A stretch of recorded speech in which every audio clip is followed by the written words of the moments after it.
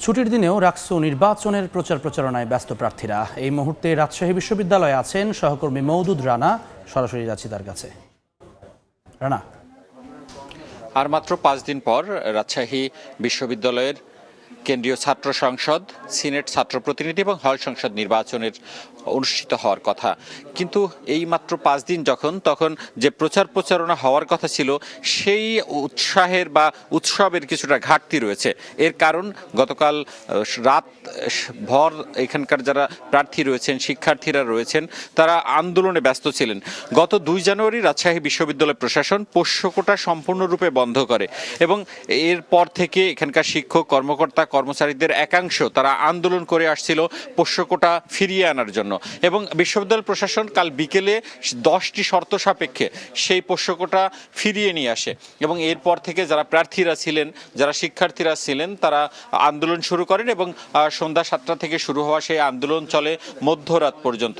এবং শিক্ষার্থীরা সেই আন্দোলন মধ্যরাতে স্থগিত করেন এবং তারা ঘোষণা দেন আজকে দুপুর 12টায় কেন্দ্রীয় যে বিশ্ববিদ্যালয় মসজিদটি রয়েছে সেই মসজিদ থেকে তারা আবার আন্দোলন শুরু করবে।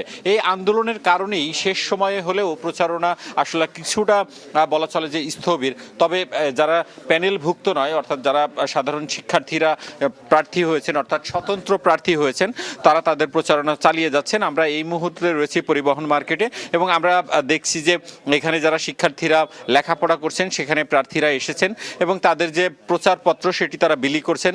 তারা তাদের পক্ষে ভোট দেওয়ার আহ্বান জানাচ্ছেন এবং তারা তাদের যে ইশতেহার রয়েছে, তারা জয়ী হলে কি করবেন সেটি তারা আসলে এই শিক্ষার্থীদেরকে বোঝাচ্ছে।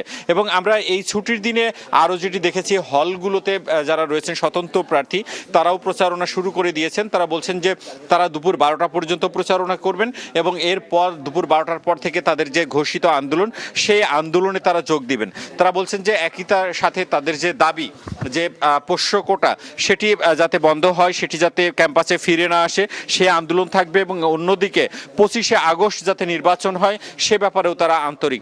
সব মিলিয়ে ক্যাম্পাসে উত্তেজনা রয়েছে, কিছুটা থমথমে পরিস্থিতি রয়েছে।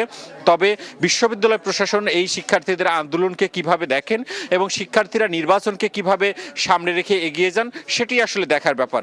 এই ছিল রাজশাহী বিশ্ববিদ্যালয় থেকে আমার কাছে সর্বশেষ। রাকসু নির্বাচনের সবশেষ খবর জানাচ্ছিলেন সহকর্মী মওদুদ রানা।